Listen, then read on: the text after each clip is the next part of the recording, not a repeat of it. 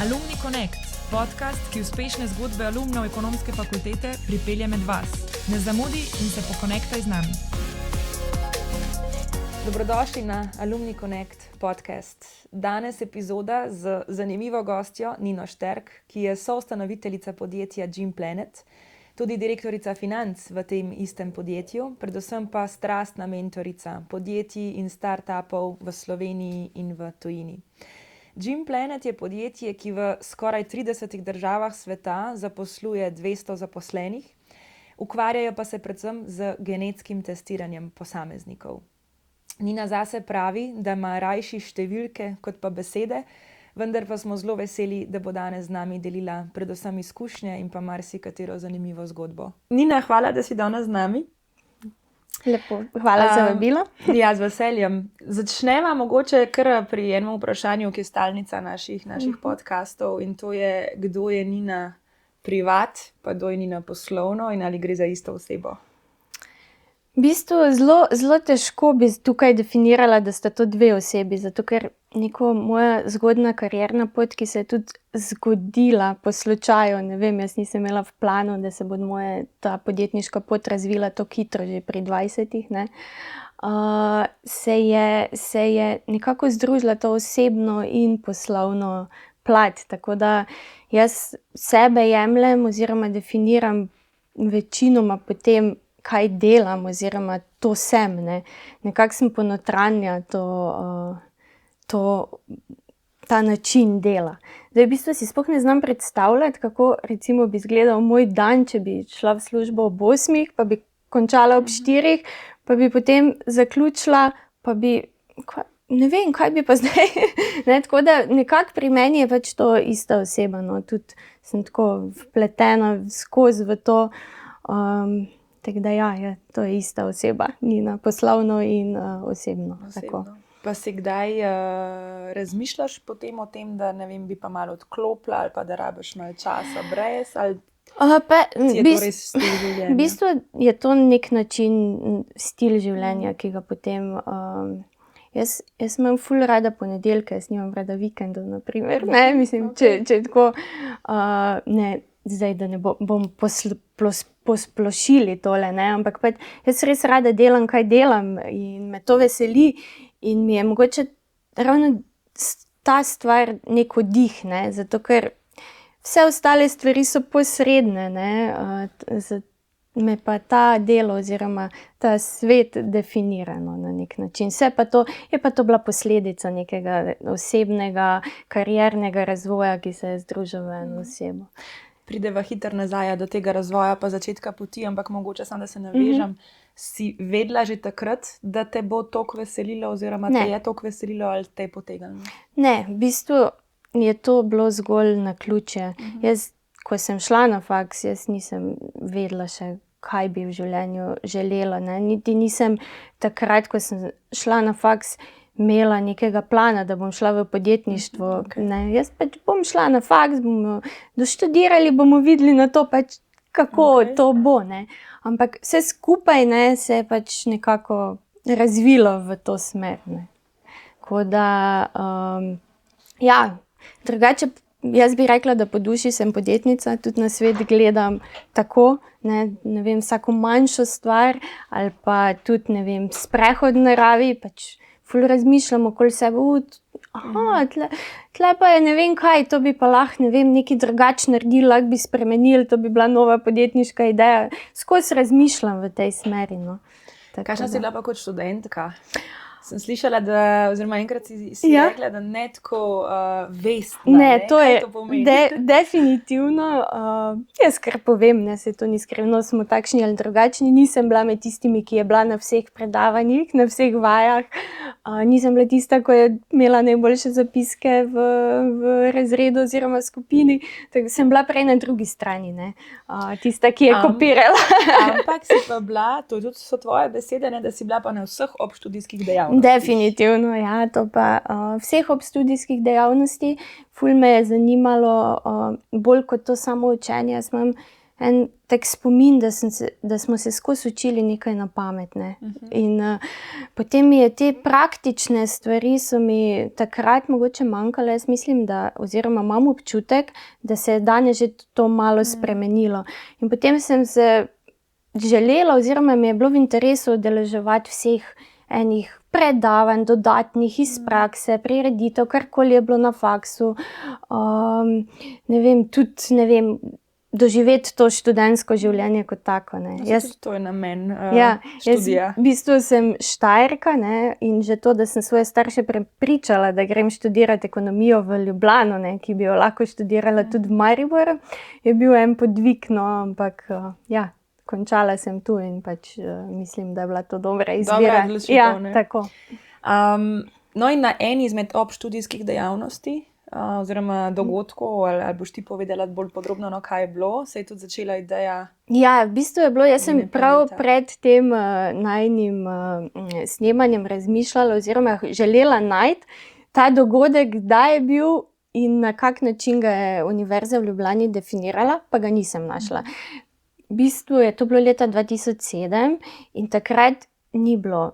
Jaz sem prej začela podjetniško pot, ko sem imela recimo Facebook, ne, kar je recimo v današnjem času nepredstavljivo, ne. Bil je pač mail in pa plakati na faksu. Univerza v Ljubljani To so še danes. Ja, Univerza v Ljubljani je naredila en dogodek oziroma je želela spodbuditi povezovanje študentov različnih fakultet. In zato je bil razpisan en natečaj, prijava ene ideje kot neka vloga, seminarska, kakorkoli to definiramo. In takrat smo se pač povezali študenti 3 fakultet, takrat je z ekonomije, en z biokemije ali kemije, saj ne vem točno, pa drug biotehnolog, ne. Smo se povezali, jaz vem, v študentskih sobah smo spisali tisto prijavo, pa kakšno idejo bi mi razvili, pa kaj bi s tem. No, na koncu smo dali vlogo in ta ideja, zdaj niti se ne spomnim, ali je ideja zmagala, ali je bila samo tem organizatorjem toliko všeč, ne vem, ali je bil sploh natečaj za zmago. V glavnem, od tukaj dalje se je začelo vse razvijati. Naenkrat smo bili kar, ne vem, na sestanku, bila sem stara 20 let, sploh nisem vedela, kako sestanek izgleda. Na sestanku, takrat je bil en inštitut za malo podjetništvo, mogoče sem zdaj narobe rekla ta naziv, tam, vi bi pa lahko šli to idejo z nami predstavljati na sejem v Milano. Jaz vem, takrat mi nobenim vedel sploh, kaj podjetništvo je, kako se to gre. Nas je bilo najbolj strah, da nam bo kradel kdo idejo, ker smo takrat mislili, da se to, seveda imaš idejo, čez 2 dni že imaš podjetje in to so bili tisti res sladki začetki, jaz lahko rečem. In potem se je iz tega dogodka oziroma natečaja, ki je bil tukaj na faksu zgoraj v predavalnici, se je pač ta podjetniška pot oziroma tudi podjetje Gymplanet iz tega razvil. Potem smo postali člani tehnološkega parka, pa tudi vmes je bilo tekmovanje Startup Slovenije. Jaz vem, da prijava je bila poslovni načrt. Jaz sem pisala tele poslovne načrte, mislim, vsi 3 smo pisali. In na koncu smo imeli poslovni načrt za 200 stranmi. Jaz ne vem, kaj smo mi tam not napisali pa zračunali, ampak to je bilo res, kot noben tega ni bral. Jaz vem, kako je danes to, ne, ampak na tistem tekmovanju nismo zmagali, smo bili drugi. So pa bili to takšni začetki startup sveta v Sloveniji. Mislim, da je startup tekmovanje bilo samo še 1 leto prej, takrat tudi recimo ni bilo še te podpore. Bil je tehnološki park v Ljubljani, mi smo bili še v starem tehnološkem, ki je tukaj bil na Viču. Tako da iz tle dalje se je vse razvilo. Če prav razumem, ni bilo ideje že prej, ste jo razvili, ko ste prijavljali se na natečaj. Tako.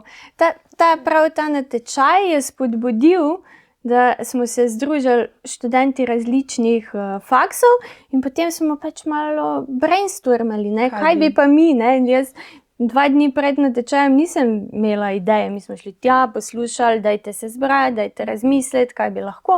Potem smo malo pogledali trg, bila sta biokemik, biotehnolog, genetika je bila takrat v vzponu, prej se o genetiki ni govorilo in nekako je iz tega vse skupaj nastalo. Tako da, ja, EF ima nek začeten kredit. Ja, tako. Če že nisi vsaj v predavalnici, si Ja, tako. ob njej. Tako. Sicer pa potem, ko se je pač ta pot začela, pa ko se je začelo to odvijati, potem šele nisem bila na faksu, ne. To danes Kako si pa to povem. usklajevala res? Jaz sem bila prva generacija ali pa druga generacija Bolonjcev. Mogoče celo prva, nisem prepričana. In takrat, ne vem, danes se mi zdi, da je ful enih stvari obveznih. Mi smo bili še takrat v sistemu, kjer skoraj prisotnost ni bila obvezna. Mogoče na kakšnih vajah, ampak to res, če sem imela 10 predmetov, mogoče na 2. Tako da takrat sem to lahko malo kompenzirala s tem, da sem se kampanjsko učila pred izpiti. In vseeno zaključila pa Ja. v roku. Tako. Drugače pa, ja, ko smo bili študenti vsi, smo tisti čas takrat malo faks dali na stran.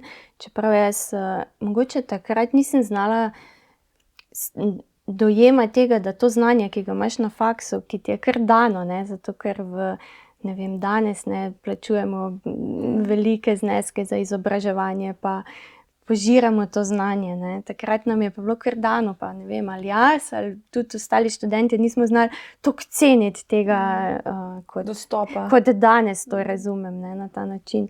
Je pa bilo tako, da mi smo dobili v Tehnološkem parku eno pisarno.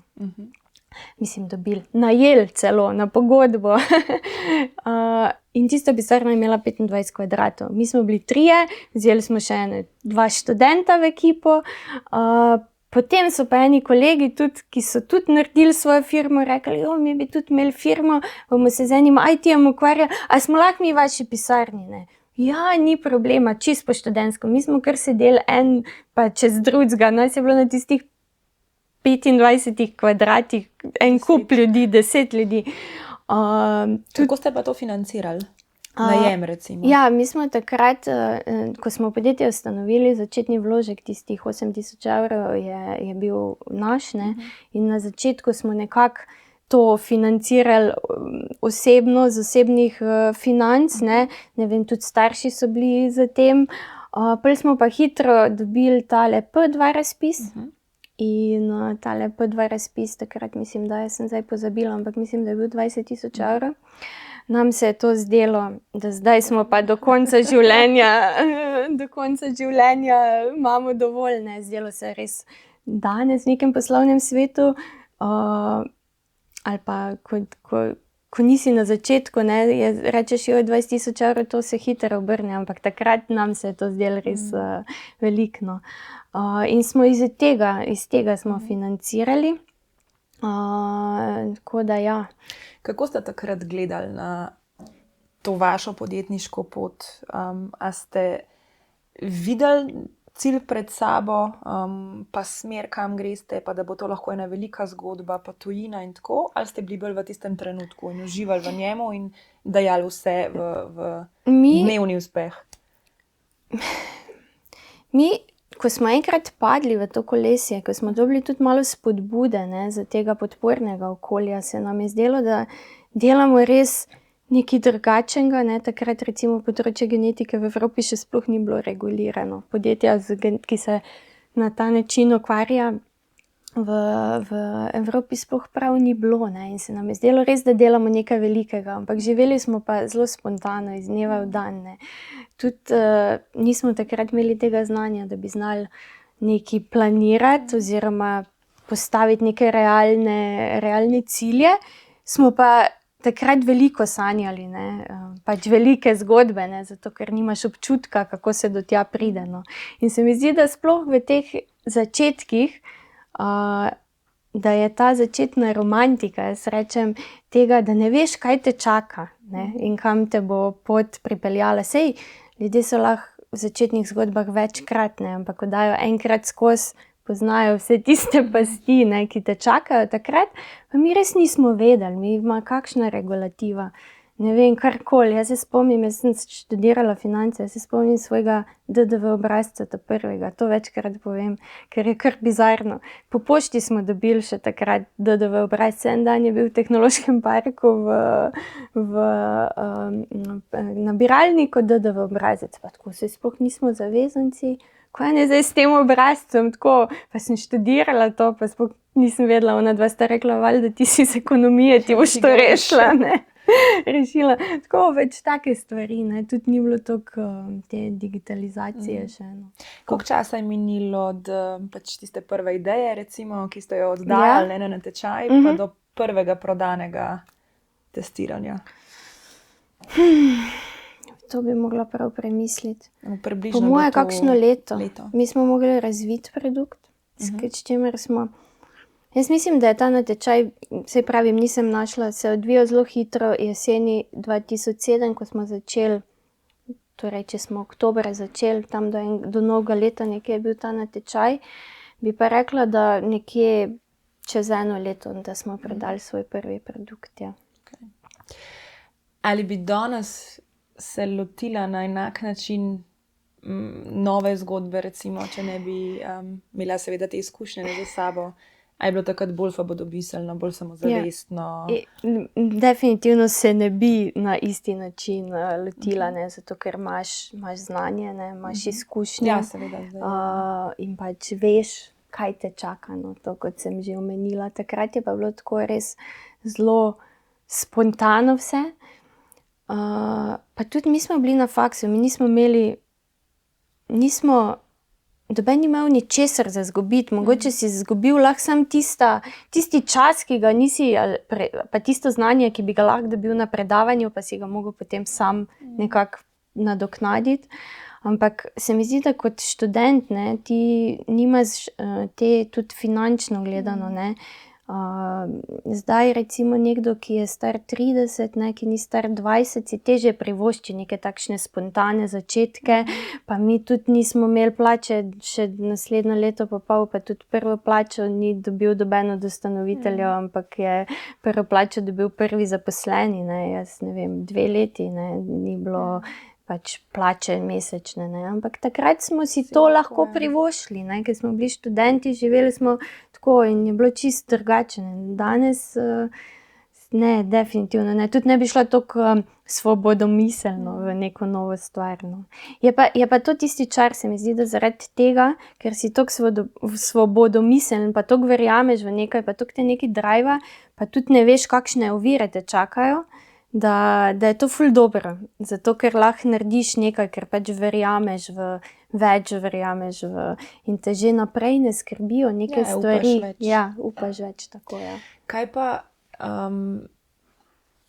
si pač omenila, seveda, ne, glavni faktor je bil pri začetku to, da ste se povezali trije iz različnih fakultet, ste se sicer poznali od prej, ne. Kaj bi svetovala ali mladim, ali študentom, ali pa tistim, ki so samo na začetku kariere, koliko naj se povezujejo, pa kje? Meni se zdi, da v Sloveniji se zadnja leta, ne, pa rečemo zadnjih, če se startups okolje, kot okolje tako razvija 15 let, se mi zdi, da zadnjih 5 let je res že kar dober dodelan in da imajo mladi res dosti podpore, če le imajo voljo, ne. Lahko, ne vem, od inkubatorjev do vsega, pač vsak ima možnost, tako da pač čim več se povezovati, delati stvari, ki te veselijo, v katere verjameš. Jaz mislim, da je zelo pomembno to, da tudi področje podjetništva, ki si ga izbereš, da te veseli.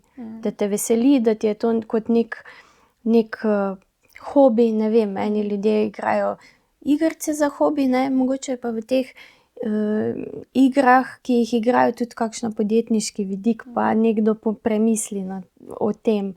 Drugače mislim pa, da trenutno, če ima kdo željo, vsekakor so podporna okolja, je Tehnološki park, je tu inkubator. To enostavno pošlješ mail, se povežeš. Tudi če nimaš ideje, ne? Tudi če nimaš ideje, tudi so natečaji, tudi financiranja konec koncev so tudi različna tekmovanja, ne. Zdaj jaz mislim, da da je kar dobro, če imaš željo, da pač enostavno pošlješ mail, kontaktiraš ljudi, vprašaš, nikoli na začetku ne veš, kaj delaš in pač vsako vprašanje, ki ga postaviš, bo lahko samo koristno, ne. Ljudje so ponavadi pripravljeni pomagati, recimo jaz zelo rada pomagam mladim, tudi čistko, če me kdo kaj vpraša na LinkedInu, pošlje kakšno sporočilo, čistko, zato ker imam to željo, da se podjetništvo razvija oziroma da mladi razvijajo te stvari. No, Si tudi mentorca, ne? Zelo, zelo aktivna. Ja, v bistvu je to ena stvar, ki bi lahko rekla celo, da me izpopolni oziroma mi je nek hobi. Se mi zdi, da lahko mladim vsaj na teh začetniških poteh dam kar enih izkušenj, ja, znanj, tako. Kdo je bil pa tebi mentor? Oziroma si imela to mentorsko prednost? Mi nismo imeli mentorja. Takrat tudi to mentorstvo ni bilo razvito. Edina podpora, ki je bila, so bili takrat zaposleni v tehnološkem parku, ki mogoče so začeli razvijati to, ampak da bi imeli prav mentorja, pa takrat niti ni bilo niti mislim, vsaj mi nismo prišli do tega, da bi pač mentorja lahko imeli. Smo pač se sami vse sprobali, pa smo tudi izkusili vse napake sami, no. Tako, da smo se nekaj naučili, ja. Zdaj, drugi čas in je definitivno kot danes, pa čeprav spet ne toliko dolgo nazaj. Razlika je bila tudi, si sama že omenila, ne, si imela prej podjetje kot pa Facebook, ne. Tako. Kako ste se pa lotili tega vstopa na tuj trg, ki je bil takrat definitivno težje, kot pa je danes? Ja. Ali se nam samo zdi, da je težje bilo? Zdaj, čisto odkrito, ne, zdaj mogoče je lažje zaradi, mogoče če posplošim, je mogoče lažje zaradi teh socialnih omrežij, da bi zato bilo lažje vstopiti na tuj trg. Ampak tega občutka, da bi takrat bilo težje, ne. Mi smo imeli takrat genetiko, kot sem že omenila, ne. To je bila specifična stvar, takrat je se razvijala. Mi smo bili en prvih, ki se je s tem, prvih par podjetij na svetu, ki se je začelo ukvarjati s tem. In že od samega začetka so naši prihodki oziroma vse bilo v tujini, ne. Tudi danes je tako, ne. Slovenija je vseeno zelo majhen trg, specifičen trg, mogoče za kakšno drugo stvar, no, ampak v genetiki pa je bil vedno ta širši trg bolj zanimiv, ja. Koliko ste prisotni v 20 ali 30 državah? Zdaj čisto, če sploh ne vem točno več te številke, ker teh številke zelo 20 plus zagotovo, no. Imate pa tudi znotraj ekipe zelo diverzificirano kulturo, ne? Ja, to pa je res. Ampak se mi zdi, da vsa ta startup, mlajša podjetja imajo podobne zelo mednarodne ekipe. Pri nas je uradni jezik komunikacije v podjetju angleščina. Tako da se mi pa zdi, da to je ena taka stvar, ki se v teh mednarodnih podjetjih, pa tudi startup okolju nekako razvije, da potem kar postane tako. Pa mislim, da ni problemov, ni nekega problema. Se mi ne zdi, da bi bile kakšne težave kdajkoli s tem. Pa so vsi v Sloveniji? Ne, to pa ne. Mi imamo pisarne tudi drugje po svetu, predvsem prodajnike, no, to rabiš na vsakem lokalnem trgu. Vsekakor so kulturne razlike, ne vem, delati biznis v Bosni ni isto kot v Angliji, na primer. Tako da ja, je treba zelo lokalno se usmeriti na teh trgih. Koliko ti potuješ? Včasih sem več, zdaj zadnja leta več ne, saj tudi to je pogojeno z rastjo podjetja, pa vlogo v podjetju. Tako da sem imela svoje obdobje, ko pač je bilo tega preveč. Zdaj pa imamo pač širšo, večjo ekipo, več ljudi, ne, in je to lažje, da ne delaš vsega sam, no. Kakšna anekdota tujega trga pa druge kulture? Teh anekdot je pa kar en kup, no. Tako vedno znova te kaj preseneti, da bi mi zdaj kaj padlo na pamet. Ja, recimo, mogoče sem to že večkrat povedala,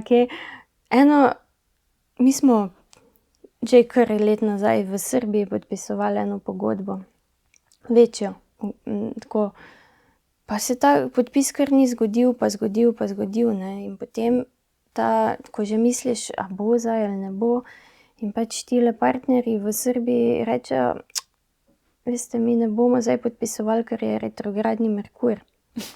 Jaz bila tako, okej, sploh tistega dne sploh nisem vedela, kaj to pomeni. Pol itak misliš, ma ne, to ne bo nič z te pogodbe, vso delo, ki smo dali zadnje par mesecev, to ne bo nič. In potem dejansko, drugi dan, ko je bilo konec retrogradnega Merkurja, je pogodba prišla v inbox. Okay, ja, ne moreš biti ready na vse. Ne, ja, tako. Vse te zgodbe, ne, so seveda vodile v verjetno kakšen neuspeh, predvsem pa v veliko uspehov. Med drugim tudi pred kratkim uvrstitev v top 25 žensk v Sloveniji na področju podjetništva oziroma startup okolja. Ne. Ja. Kaj ti, najprej čestitke seveda za uvrstitev, kaj ti pomeni taka nagrada, nominacija, izbor? Kako to dojemaš? Jaz to dojemam samo kot neko potrditev, da nekaj na tem področju delam dobro in to je stvar, ki pač jo želim delati, ki jo rada delam. To je to, da pač pomagaš startup okolju v Sloveniji, da se razvija. Da je vedno več podjetnikov, ki si upajo stopiti v to podjetniško idejo. Tako da sem z tega vidika, no, da pač neko stvar, ki jo počneš, da ima nek namen, no, tako. Da jo delaš dobro. Ja, da jo delaš dobro, tako. Omenili sva že spodbude za mlade in priložnosti in lahko bi sicer ne povedali še marsikaj o tej temi, ampak mogoče je tudi ena tema ženske v podjetništvu, ne? Ja, to pa je tako ena moja osebna tema in sicer se mi zdi, da še vedno tudi, ne vem, če pogledamo razne hekatone, pa mogoče vi tle na faksu boste bolj vedeli, kako to gre, je vedno, vsaj v Sloveniji, ne vem, na tečajih hekatoni, ki jih tudi mi kot podjetje smo naredili, je vedno presežek prijav, ne, je moških ekip, ne. In pač ne, da bi jaz zdaj imela kakšno težavo s tem ali pa karkoli, ampak samo želim spodbuditi, ne, študentke, ne vem, diplomantke, da pač stopijo naprej, da se povežejo, da pač tudi, da je to tudi stvar, v kateri ženske lahko, neko okolje, v katerem ženske lahko zelo dobro. Pa misliš, da je to interes, ki je pri ženskah drugačen ali pa mlajših tudi puncah pol, misliš, da je pogum? Jaz mislim, da je pogum. Jaz bom tukaj čisto iskrena, recimo jaz na začetku sem imela ful težavo in sicer težavo s tem, da jaz sem bila stara 20, mogoče 21. Jaz sem izgledala kot ena srednješolka še vedno in sem imela ful težave takrat, z tem, da je mene nekdo resno jemal. In recimo jaz sem imela tudi eno čisto na začetku pri investiciji, ko smo prvo investicijo dobivali. Ko je en svetovalec takrat rekel, da mogoče je boljše, da me ni na sestanku, ker ne delujemo dovolj resno, ne. To je rekel tebi osebno? Ja, tako. Pač to so ene take izkušnje, ki ti ostanejo v spominu in pol pač bi rad mogoče to presegel, zato tudi želim pač, da ženske, punce, kakorkoli obrneš, si upajo stopiti naprej, postaviti zase.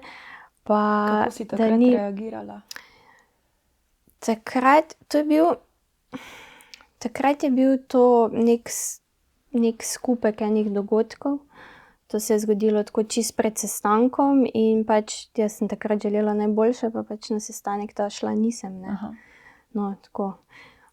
Danes ne bi bilo nič drugače, če bi takrat šla ali ne bi šla, ampak ja, je bilo. Ampak tudi na splošno, da ti prideš kot predstavnik na eno večje podjetje, pa da res mogoče izgleda še ne toliko senior, zrelo, kakorkoli, te ta okolje zna malo, ja. Pa še vedno to čutiš, verjetno ne, veliko se seveda gibate pa tudi v farmaciji, ne, pa v zdravstvu morda in tako. Čutiš to in kot ženska in kot mlajša, ker še vedno si med mlajšimi predstavnicami? Zdaj sem že nekaj stara, no, mogoče čez to že šla, mogoče zadnjih 5 let, da ne, ampak tam do 30. sem pa imela vedno to težavo. No. Da, predvsem to težavo, da te ne jemljejo resno. Sem to. Kaj bi rekla tako zelo na prvo žogo, da je tvoj največji uspeh v življenju do zdaj? To je pa težko vprašanje. Vem, da jih je več, ampak tako, na kaj si najbolj ponosna? Jaz sem najbolj ponosna to, da sem znala v tem svetu startupa nekako najti svoje mesto. Da vem, kaj me veseli, da se trudim delati dobro.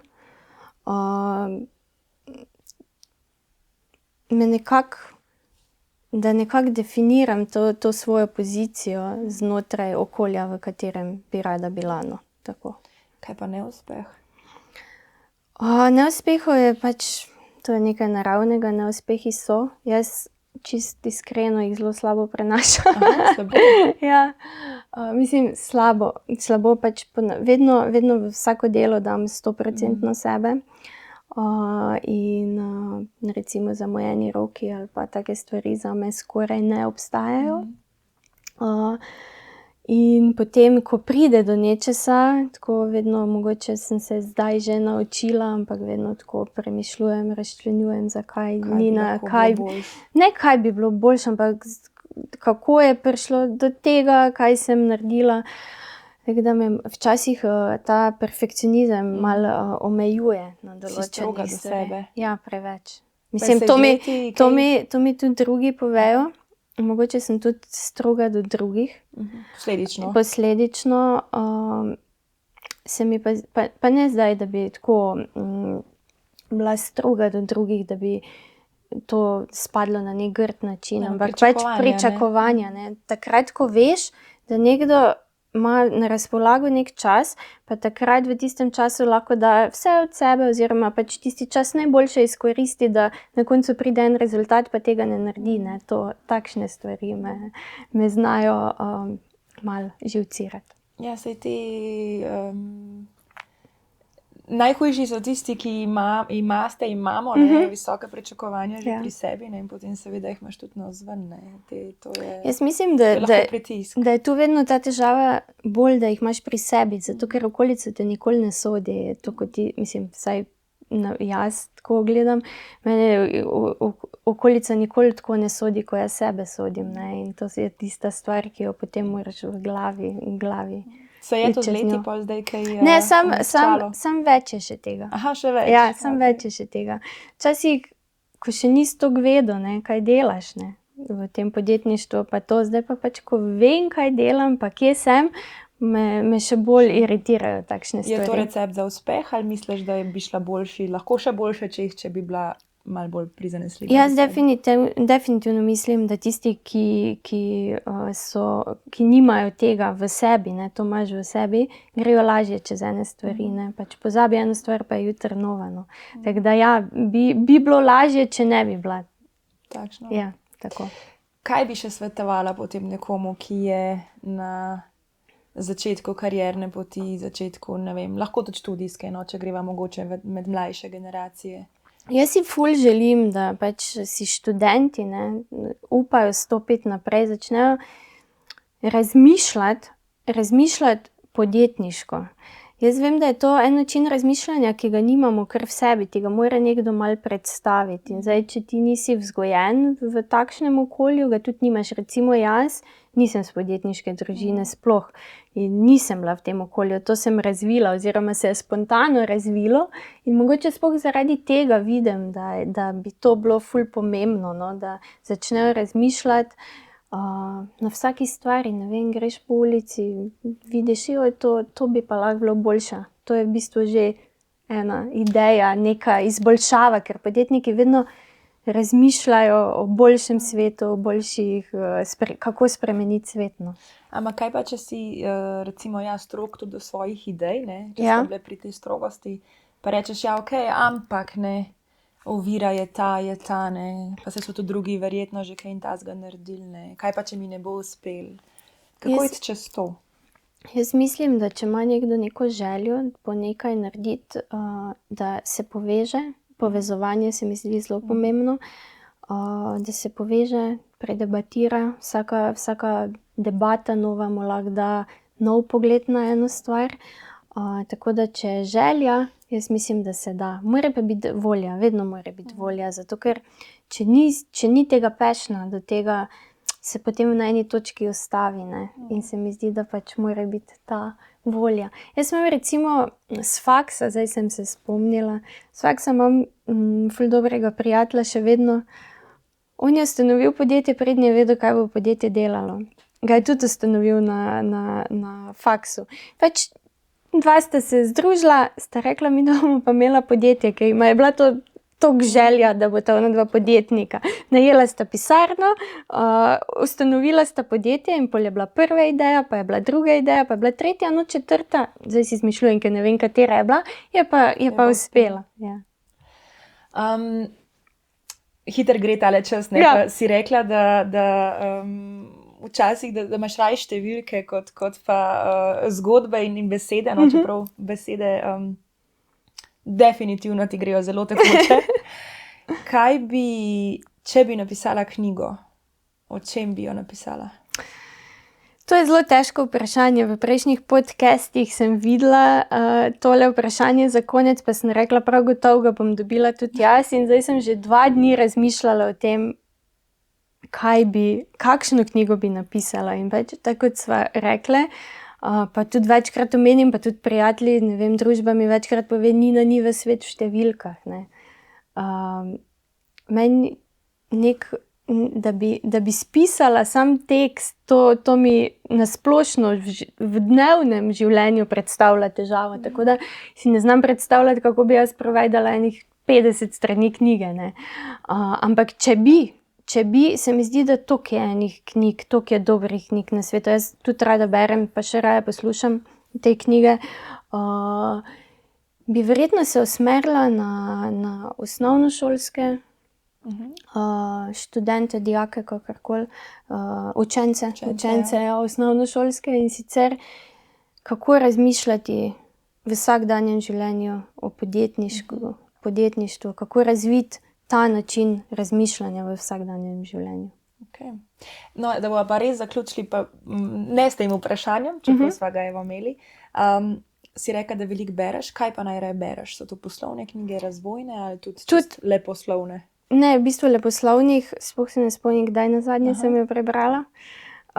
Tako da pač poslovne, pa a sem se zdaj zmotila? Se ne vem. Hočem reči, da leposlovne ne berem. Ja, leposlovne ne berem. Poslovne pa razvojne knjige, sem na ta. Katere teme, recimo bolj strateške, ali je to vodenje, Čist vse. Sploh ne izbiram tako, da bi rekla, da se usmerjam na eno področje. Se mi zdi, da se z vsake stvari lahko potegneš neke stvari, pa se naučiš nekaj novega. Tako da ne vem, kaj mi kdo priporoča, tudi kar je trenutno aktualno. Kaj bi priporočila, evo, eno knjigo za konec? Ali pa kaj trenutno bereš? Ravno kar sem zdaj končala, sem Blitzscaling brala, drugič. To je mogoče ta knjiga, ki bi jo trenutno priporočala. Mislim, priporočala, pač zadnja, ki sem jo prebrala tudi 2-krat že, tako da mogoče je očitno vsebina, ki priporočaš. Nina, hvala. No, hvala tudi vam.